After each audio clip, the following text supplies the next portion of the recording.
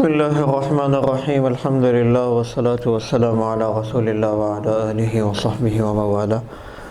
So Alhamdulillah, today we are in the second hadith of the chapter regarding the khuluq, which is the characters, habits of Rasul sallallahu alaihi wasallam.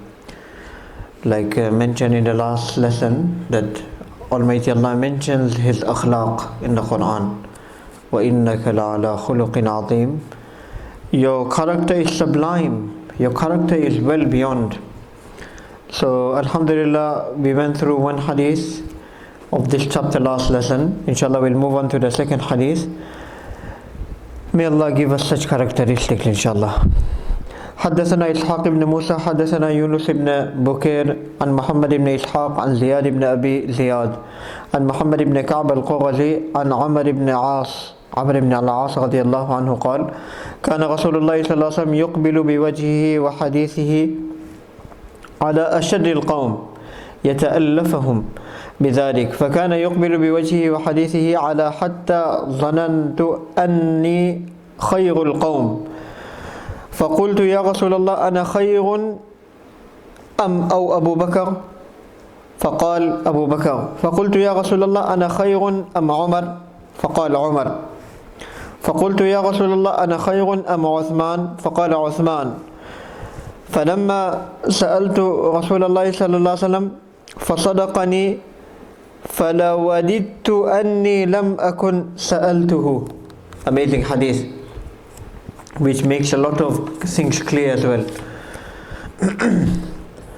So Amr ibn al-As radiyallahu anhu reports Rasulullah sallallahu alaihi wasallam gave attention, he spoke and showed love to the worst person of a nation, ashar, the most worst, inferior, who people may look down on, so that the person may feel he is being given special attention. Subhanallah. He used to give attention and spoke to me also in a manner that I began to feel that I was the best amongst the community. The way he used to talk to him. Therefore, one day I asked, O Prophet of Allah, am I better or Abu Bakr? Or Abu Bakr better? The Prophet ﷺ replied, Abu Bakr. I then asked, am I better or Umar? So he replied, Umar. Then I asked, am I better or Uthman? He replied, Uthman.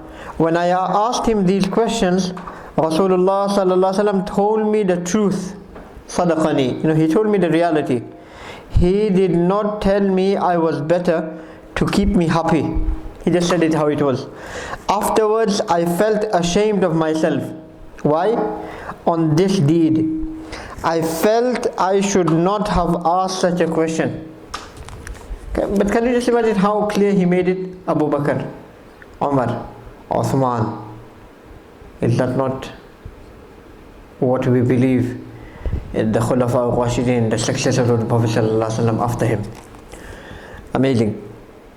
The Sahabi in the beginning, due to the special attention given to him. Who is the Sahabi? Amr ibn al-As radiyallahu anhu.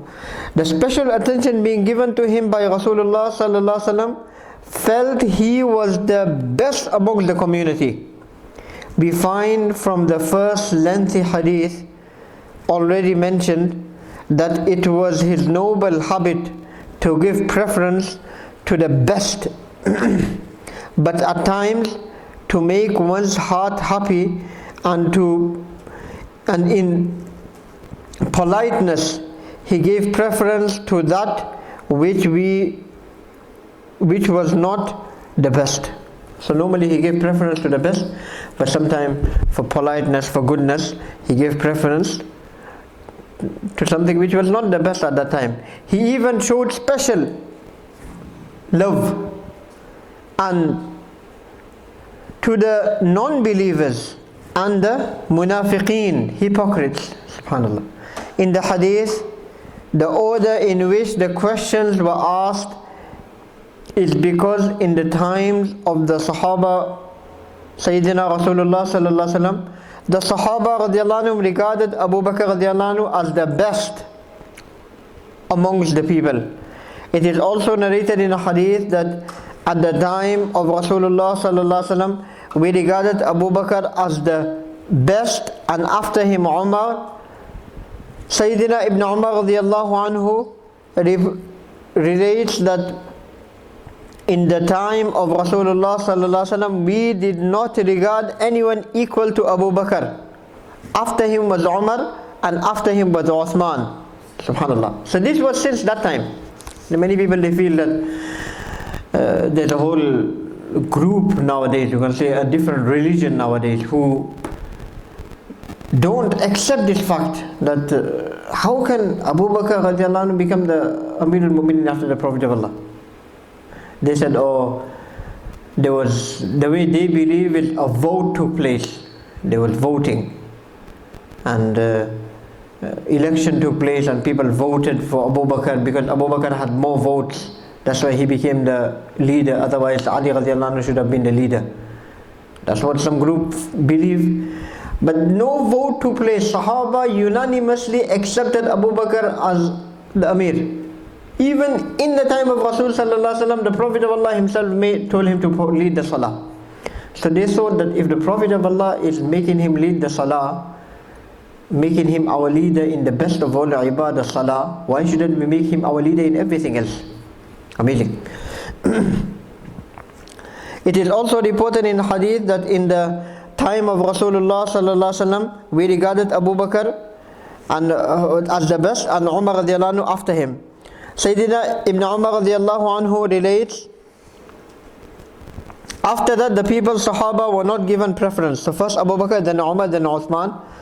This means that the superiority of these three, Abu Bakr, Umar, Uthman, in this order was manifest. In the time of Rasul sallallahu alaihi wasallam, we the Sahaba accepted this. Muhammad, the son of Ali radiallahu anhu, he mentions, he asked his father once, Ali radiallahu anhu, that who was the best person after Rasulullah sallallahu alaihi wasallam? Ali radiallahu anhu replied, Abu Bakr radiallahu anhu. I asked after him who? He said Umar. There are many other ahadith wherein during the time of Rasulullah sallallahu alaihi wasallam this order was mentioned. Therefore, Amr ibn As radiallahu anhu asked the question in this order. He completed with the one who was regarded as the best, then the second one, then the third best. So this is how he competed. If I am not better than the first, then surely I might be better than the second or the third. But the Prophet of Allah just said it how it was, true, straightforward. Ashab Muhammad Haqqi Wali, Abu Bakr, Uthman, Ali. Abu Bakr, Umar, Uthman, Ali. Yaran Nabi mein sabse jali, Abu Bakr, Umar, Uthman, Ali. Then Shah Sahab mentions, Shah Nafis Sahab, who has written these couplets, he said, तरतीब खिलाफत भी है यही, तरतीब फजीलत भी है यही, लगती है यही तरतीब सबसे भली, Abu Bakr, Umar, Uthman, Ali. I don't know how to translate it. Inshallah, if you already know Urdu, then you will appreciate it in Urdu. حدثنا قتيبة بن سعيد حدثنا جعفر بن سليمان الضبعي عن ثابت عن أنس بن مالك رضي الله عنه قال خدمت رسول الله صلى الله عليه وسلم 10 سنين فما قال لي أف قط وما قال لي لشيء صنعته لما صنعته ولا لشيء تركته لما تركته وكان رسول الله صلى الله عليه وسلم من أحسن الناس خلقا ولا مسست خزا ولا حريرا ولا شيئا كان ألين من كف رسول الله صلى الله عليه وسلم ولا شممت مسكا قط ولا عطرا كان أطيب من عرق رسول الله صلى الله عليه وسلم. الله أكبر. Amazing. Anas ibn Malik radiallahu anhu says, I remained in the service khidmah of Rasulullah sallallahu alaihi wasallam for 10 years. He never once told me uff. When I did something, he never asked me, why did you do it? When I did not do a certain thing, he never asked me why I did not do it. Rasulullah sallallahu alaihi wasallam had the best character amongst all the people and also possessed the most excellent features. So much so that I never felt a silk cloth, no pure silk, no any other thing softer than the palm of Rasul sallallahu alaihi wasallam. Amazing, so much perfect features. Nor did I smell any musk or any other fragrance more sweet smelling than the sweat of Rasul sallallahu alaihi wasallam. Amazing. ऐसी खुशबू चमन के फूलों में कहा, ऐसी खुशबू चमन के फूलों में कहा, जो नबी के पसीने में मौजूद हो. Where will you find this fragrance, this smell? In any plant, in the orchard, in the garden, that which is found in the sweat of Rasul sallallahu alaihi wasallam, perspiration. This is not an exaggeration or something to do with faith. The perspiration of Sayyidina Rasulullah sallallahu alaihi wasallam was collected and used as a fragrance. Amazing. The one with whom Sayyidina Rasulullah sallallahu alaihi wasallam shook hands, a fragrance emitted from that hand for a whole day. It is a proven fact that that by committing excess evil, the body gives off a disgraceful smell. So sins not only makes you feel bad, it also makes you smell bad. Sins and disobedience of Allah, it not only makes you feel bad after you've committed the sin, it also makes you smell bad. That does not mean that every person who smells bad, he must be disobedient. No, you don't generalize anyone. On the other hand, pious people, people who obey Allah, they, mashallah, they have a natural good smell. So the Prophet of Allah, he never disobeyed Allah, so he had a very, very good smell coming out. Sayyidina Rasulullah sallallahu alaihi wasallam not uttering even the word uff or anything is due to his high and noble character and humbleness. He did not regard Sayyidina Anas radiallahu anhu fulfilling or not fulfilling a duty to be something from Sayyidina Anas radiallahu anhu's own side, but something that is from Allah, and was always contented with it. Subhanallah. In another hadith, this has also been stated that Rasulullah sallallahu alaihi wasallam used to say, only that shall happen that Allah wills. If it is destined to happen, it shall happen. This is the uttermost pleasure from our beloved's deed. In the technical terms of the Sufis, the essence of Radha bil Qada. Radha bil Qada. What does that mean? Contentment and acceptance of divine decree. Radha means being pleased. Qada, by what has already been planned by Allah. So Allah wanted it to happen, so I'm happy with it. This is the uttermost pleasure. Amazing. There is a famous saying of Rabi'a Basriya, the translation of which is, O Allah, if you cut me into pieces as a result, my love for you will surely increase. The acts of all the accomplished Sufis were taken from the many noble acts of Sayyidina Rasulullah sallallahu alaihi wasallam. The personality of Rasulullah sallallahu alaihi wasallam was perfect and most complete in all aspects. After him, the state of all-inclusive perfection did not remain. Therefore, amongst the Sufis, a certain habit of Sayyidina Rasulullah sallallahu alaihi wasallam was evident. At another place, another habit was evident. Here it is worth noting that this state of Sayyidina Rasulullah sallallahu alaihi wasallam was regarding his own person. Sayyidatina Aisha radiallahu anha says Rasulullah sallallahu alaihi wasallam never took revenge on his own behalf or for any wrong done to him. But if a command of Allah was transgressed, meaning haram deed was committed, then he surely punished the evildoer for the sake of Allah. A similar incident is also mentioned in the hadith number 3 in the chapter on the speech of Rasulullah sallallahu alaihi wasallam. There is an incident mentioned now, a very amazing incident. There is a surprising story regarding the last portion of the hadith under discussion, from which we find the complete love of the Sahaba radiallahu anhum for Rasulullah sallallahu alaihi wasallam. That is, Sayyidina Anas radiallahu anhu once began saying with complete love and happiness that I shook the Mubarak hands of Rasulullah sallallahu alaihi wasallam with these hands of mine. I did not feel any silken cloth or pure silk softer than the hand of Rasulullah sallallahu alaihi wasallam. Amazing. Then what happened? He mentioned this. The student before whom he mentioned this hadith will mention showed his desire that I also wish to shake hands with those hands that shook the hands of Rasulullah sallallahu alaihi wasallam.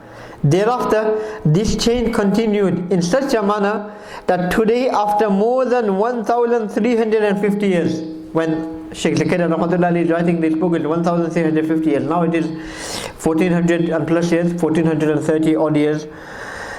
It is still continuously being practiced.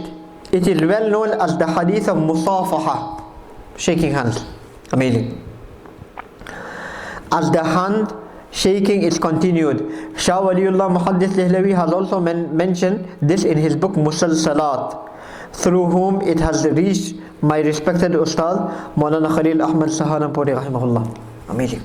So he said, I felt the hand, I shook the hands of Rasul sallallahu alaihi wasallam, and I didn't find any silk or anything more pure, more softer than the hands of Rasul sallallahu alaihi wasallam.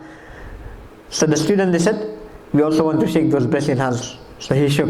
Then those students, they said, we want to shake the blessed hands. And he continued going past until today. Until today. We shook hands with our ustads, with many different shuyukh. We have done this hadith, and some of them have passed away. May Allah have mercy on them. May Allah fill their graves with nur. So, mashallah, that chain still continues, inshallah. Not now, inshallah, after the lesson, inshallah, we shake hands.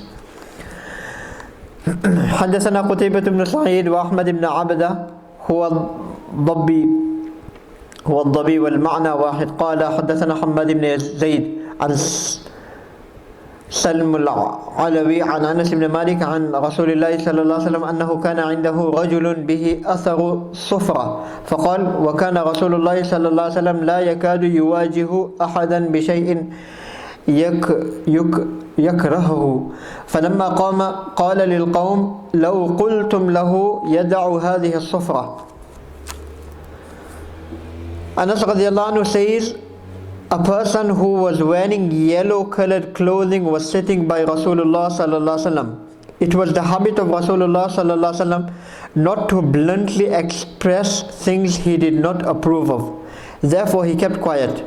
When that person left, Rasulullah sallallahu alaihi wasallam said to those present, it would have been better if you had told him not to wear yellow clothing.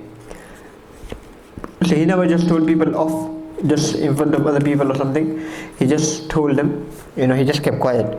This was the great kindness of Rasulullah sallallahu alaihi wasallam on the ummah. He did not usually prohibit anything to an individual because it was possible that that person may reject it or may become a cause for one to raise an objection which could lead to kufr. Objecting on a command of Allah, ruling of Sharia. When Sayyidina Rasulullah sallallahu alaihi wasallam felt that it would not lead to this, he prohibited that which was undesirable. It is stated that Sayyidina Rasulullah sallallahu alaihi wasallam prohibited Sayyidina Abdullah ibn Amr ibn al-As radiallahu anhu from wearing such clothing. Many other such instances are mentioned in the books of hadith. Also, this delaying and not openly prohibiting a thing were only in such circumstances where it was feared to be detrimental or where there was no fear of harm if it was delayed. This methodology of not adopting a haram thing was committed.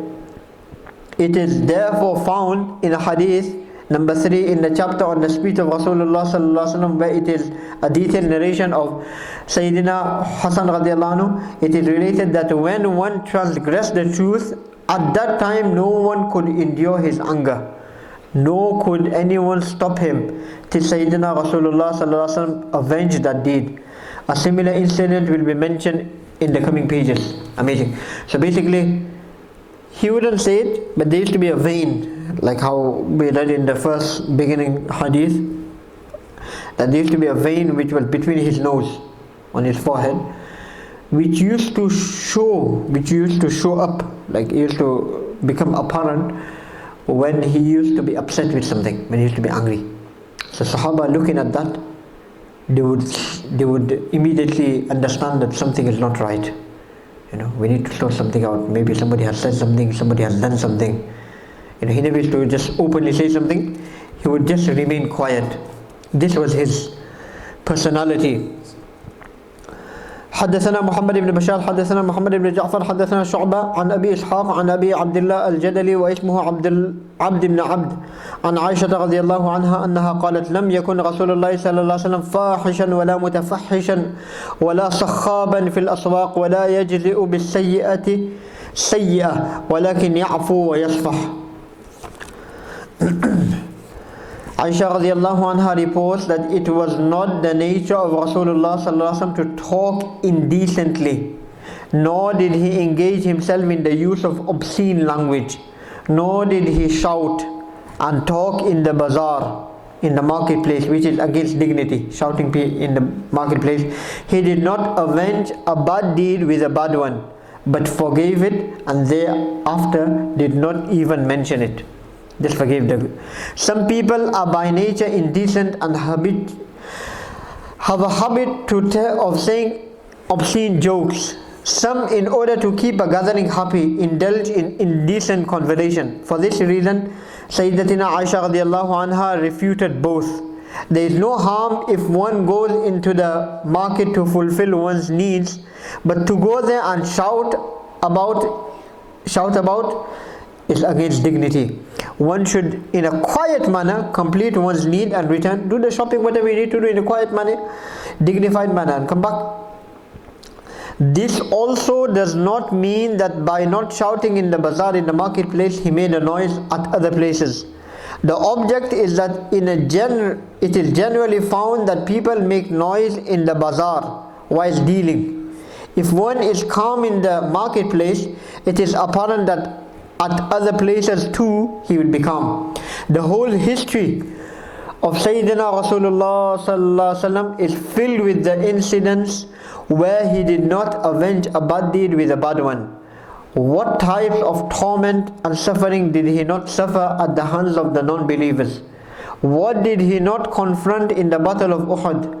His teeth became shaheed, he lost his tooth. When the Sahaba radiallahu anhum could not bear these happenings, they requested Sayyidina Rasulullah sallallahu alaihi wasallam to curse these non-believers. Instead, Rasulullah sallallahu alaihi wasallam made this dua: O Allah, grant my nation hidayah. Allahumma hdi qawmi, for they do not know. فَإِنَّهُمْ لَا يَعْلَمُونَ. O Allah, grant my nation hidayah. Zayd ibn Sa'na radiallahu anhu, who was a Jew once, he began saying, there was not a sign of prophethood in Rasulullah sallallahu alaihi wasallam which I did not found in him except for two signs.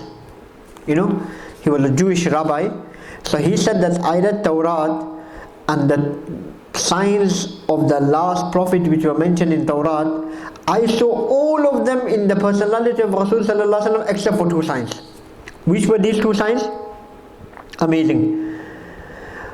These which I had not had the opportunity yet. The first is that his hilm, his gentleness, will overcome his anger. That's the first sign. The second is, the more one acts foolish towards him, the more he will tolerate it. So sign number one, that his gentleness will overcome his anger. Sign number two, the more one acts foolish towards him, the more he will tolerate it. I looked for a chance to test these two signs, and I kept on coming and going to his gatherings. One day Rasulullah sallallahu alaihi wasallam came out of his house. Ali radiallahu anhu was with him. Just then a Bedouin type of person came and said, O Rasulullah sallallahu alaihi wasallam, my community have accepted Islam, and I had told them that if they become Muslim, they shall receive abundant sustenance. And now such a time has come where drought has befallen us. I fear that they will leave Islam. If the idea is suitable, it is suggested that you assist them. Sayyidina Rasulullah sallallahu alaihi wasallam looked towards a person who may have been Ali. He replied, Ya Rasulullah, there is nothing available. Meaning I don't have anything. Sayyidina Zayd radiallahu anhu, who was one of the Jewish faith at that time, was witnessing this incident. He said, O Muhammad, if you cannot do this, a certain amount of date of a certain, if you can't do this, a certain amount of dates of a certain person's palm, dates be given to me at a fixed time, then I shall pay now in advance and collect the dates at the appointed time. Rasulullah sallallahu alaihi wasallam replied, this was possible, but if you do not stipulate the dates, I can make an agreement. I accepted it and paid 80 mithqal of gold. According to well-known, one mithqal equals to about 100 grains or 4.5 mashash, approximately 4.5 grams of gold, 100 grams. Sayyidina Rasulullah sallallahu alaihi wasallam gave the gold to this Bedouin and said to him, do not forget to be just and fulfill their needs with this. Zayd ibn Su'na further says, when 2 or 3 days were left for the appointed time, the time that was agreed for the dates, Rasulullah sallallahu alaihi wasallam, amazing, was sitting near a well whilst returning from a funeral with the Sahaba radiallahu anhum, amongst whom were Abu Bakr, Umar, Uthman and others. I came and caught the hem of the kurta and the sheet of Rasulullah sallallahu alaihi wasallam and cynically said, so he came and he held the Prophet of Allah by his hem, by his chest, the cloth by his chest, and in a forcefully he said, O Muhammad, do you not want to pay my debt? I swear by Allah that I know all the children of Abdul Muttalib very well. You are very poor payers. Meaning not only is he blaming the Prophet of Allah, he's blaming his whole family. So now he's really, many people they say that if you have anything against me, then that is fine. But why are you going to my family now?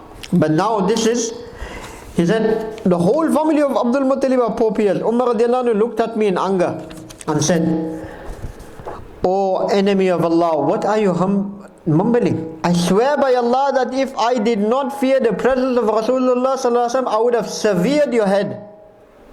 That's it. You don't deserve to live. Rasulullah sallallahu alaihi wasallam was looking at me very calmly and said smilingly to Umar, Umar, this person and I are in need of something more. You should have told me to take care in fulfilling his rights and should have advised in a better manner when putting forward his claim. Go, take him and fulfill his rights, and for having scolded him, give him in lieu of that 20 saw, approximately 66 kilos, date extra, in excess. Why? I asked. So then Umar radiallahu anhu took me and he fulfilled my rights and gave me the extra 20 saw, which was like 66 kilos or something. I asked, for what are these 20 extra saw? Umar radiallahu anhu replied, this is the command of Rasulullah sallallahu alaihi wasallam. Zayd radiallahu anhu said, Umar, do you know me? Do you know me? Umar radiallahu anhu said, no. I said, I am Zayd ibn Su'na. So he said, the Allama. Are you that same Allama, the great learned person of the Jews? I replied, yes, I am that very person. He said, being a man of such a caliber, why did you behave before the Prophet ﷺ in such a manner? I replied, 2 signs from the signs of prophethood were left for me to see, which I was not able to test. The first is his gentleness overcomes his anger, and the second is that the more one acts foolishly towards him, the more tolerant he becomes. Now I have tested these 2 signs, therefore I make you a witness to my accepting of Islam. I give half of my wealth in charity to the ummah of Rasulullah sallallahu alaihi wasallam. I am one of the most wealthiest person. Half of my wealth is for charity, for the ummah. Thereafter he returned to the noble presence of Rasulullah sallallahu alaihi wasallam and accepted Islam. Later he took part in many battles and was martyred in the battle of Tabuk. Subhanallah. May Allah be pleased with him. Amazing Sahabi. You know, how the Prophet akhlaq. These are the things which will bring people close to Islam. People will not look at our salah, people will not look at our hajj, because people of other faiths are not even allowed in that part of the area. People will not look at our recitation of the Quran, but if they will look at our dealings. 2 weeks ago when I was in Bradford, it was the 15th night of Sha'ban. So mashallah, the masjid was full. So in the middle of the talk, we had to make an announcement that somebody needs to move this car, blocking somebody's driveway or somebody's way or something. So I made the announcement and I told them, why do we always have to listen to this announcement in a masjid? Have you ever heard this announcement in a school? Have you ever heard this announcement in a hospital? Have you ever heard this announcement in a church? Why always in a masjid? Then I said, the way we park our cars, the way we make noise after coming out of the masjid, the way we throw rubbish, the way we throw litter in the street, will either bring somebody close to Islam or will chase somebody away from Islam. Amazing. But we think that we are above the law. I'm going for salah, I can park however I want, I can do whatever I want. As if we are justified. May Allah save us. حدثنا هارون بن إسحاق الحمداني حدثنا عبده عن هشام بن عروة عن أبيه عن عائشة رضي الله عنها قالت ما ضرب رسول الله صلى الله عليه وسلم بيده شيئا قط إلا أن يجاهد في سبيل الله ولا ضرب خادما ولا امرأة. Amazing. Another amazing quality of Rasulullah sallallahu alaihi wasallam. Aisha radiallahu anha reports that Rasulullah sallallahu alaihi wasallam did not hit anything with his blessed hands. He did not hit anyone. Besides the time when he made jihad, strive in the path of Allah, he did not hit a servant nor a woman. Hudud is included in the path of Allah. When somebody does anything wrong and Islamically they have to be punished, and also jihad. By hitting, it is meant to hit in anger. This in general usage is called hitting. This is not against when hitting unintentionally and playfully, as has been mentioned in some ahadith. Amazing. Inshallah, we'll just do another one hadith or two hadith, then we finish. حدثنا أحمد بن عبد الضبي حدثنا فضيل بن عياض عن منصور عن الزهري عن عروة عن عائشة رضي الله عنها قال ما رأيت رسول الله صلى الله عليه وسلم منتصرا من مظلمة ظلمها قط ما لم ينتهك من محارم الله تعالى شيء فإذا انتهك من محارم الله تعالى شيء كان من أشدهم في ذلك غضبا وما خير بين أمرين إلا اختار أيسرهما ما لم يكن مأثما. Aisha radiallahu anha reports, I have never seen Rasulullah sallallahu alaihi wasallam revenge himself for a personal affliction, for personal reasons. But if one transgressed a prohibited thing from those prohibited by Allah to commit a haram act, the commentators on hadith say the rights of man are also included, then there was no one more angry than Rasulullah sallallahu alaihi wasallam. Whenever Rasulullah sallallahu alaihi wasallam was given a choice between two things, he always chose the one that was simple, if it did not lead to any type of sin. The easy option, to make it easy for the ummah. It is written in the books of history that in the battle of Uhud, when Utbah threw a stone at Sayyidina Rasulullah sallallahu alaihi wasallam, and his Mubarak, his blessed teeth became shaheed, were lost, and his blessed face became full of blood. A few amongst those present said, make dua and curse them, the wicked people. Instead, Sayyidina Rasulullah sallallahu alaihi wasallam made this dua, oh Allah, guide my people, for they do not know. Amazing. Once the Bedouin came and pulled the sheet of Sayyidina Rasulullah sallallahu alaihi wasallam so hard that it made a mark on his blessed neck, literally like strangling him. The Bedouin then said, load grain on these camels of mine. You do not give from you or your father's wealth. He meant as if the wealth is the Baytul Mal, treasury belongs to us and not to you. Meaning he wanted something, he said, you don't give us anything. Sayyidina Rasulullah sallallahu alaihi wasallam said, till you do not compensate for pulling the sheet, I shall not gain available to you. He said, I swear by Allah that I will not compensate you Sayyidina Rasulullah sallallahu alaihi wasallam was smiling and had grain loaded onto his camel. He gave him grain. We are amongst those who used his blessed name and claim to follow him. If anything is said or done against our dignity, or if one uses a harsh word, then we feel it against our dignity. The meaning of the last sentence in this hadith is that when Sayyidina Rasulullah sallallahu alaihi wasallam was given a choice by Allah between two things, especially that which was in the interest of the ummah, he always chose the easy and the simple thing for the ummah. In the same manner, in worldly matters, where a choice between two things were given, he chose the simple one as long as it did not have a sharia shortcoming in it. Sharia in many ahadith and the different subjects, that to put oneself into unnecessary difficulties was not liked by Rasulullah sallallahu alaihi wasallam. Amazing. What personality, what personality. May Allah grant us the ability to follow his teachings, to follow his lifestyle. Amazing. Akhlaq. You know.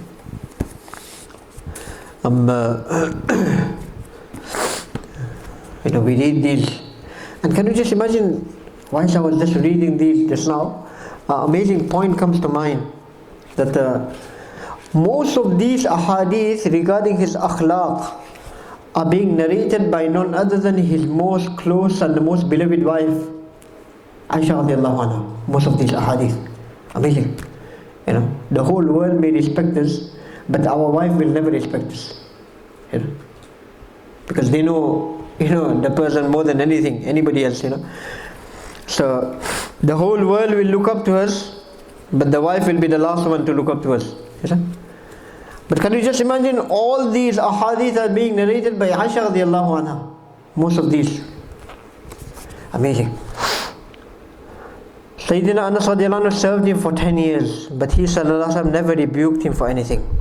He did not confront anyone on dislike matters, as he never exceeded the required amount of speech. He did not repay an evil with an evil, but pardoned and forgave. He did not hit anyone with his hands, except whilst doing jihad in the way of Allah. He did not seek revenge for an injustice done to him, unless one of the sanctities of Allah Almighty was violated. He was not given a choice between two things, but he chose the easier of them, as long as it was not a sin. What a personality, what a personality. May Almighty Allah grant us the ability to follow him in everything. May Allah give us the akhlaq of Rasulullah sallallahu alaihi wasallam. Allahumma a'tina akhlaqan ka akhlaqi Nabi sallallahu alaihi wasallam. Wallah, give us akhlaq like the akhlaq of Rasulullah sallallahu alaihi wasallam. Allahumma a'tina sifatan كصفات النبي صلى الله عليه وسلم. Oh Allah, give us qualities, attributes like the qualities of the Prophet صلى الله عليه وسلم. اللهم ارزقنا اتباع النبي صلى الله عليه وسلم. Oh Allah, give us the ability to follow the Prophet صلى الله عليه وسلم in everything. May Almighty Allah accept all our dua. May Allah accept these lessons. May Allah give us the ability to follow his lifestyle, because that is the way to success, that is the way to Jannah. May Almighty Allah grant all of us the understanding. Ameen wa sallallahu wa sallam ala rasulina Muhammad wa ala alihi wa sahbihi wa sallam.